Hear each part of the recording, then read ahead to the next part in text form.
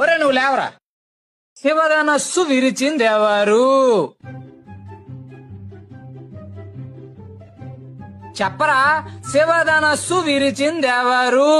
Sir I don't know sir.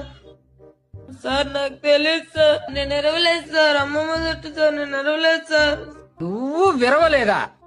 వాడు అలాంటి వాడు కాదు సార్, చాలా మంచోడు, ఇన్నోసెంట్ బాయ్.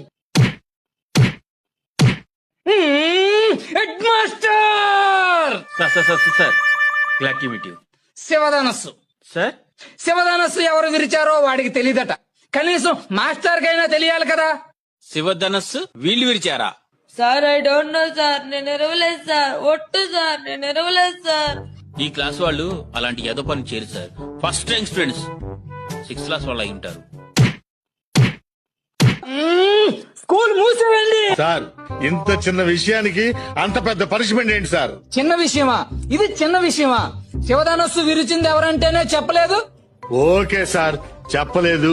అయితే శివధనుసు విరిచేయడం స్కూల్ మూయాల్సినంత నేరమా? అవసరమైతే శివధనుసు ఖరీదెంతో చెప్పండి, కట్టేస్తాను.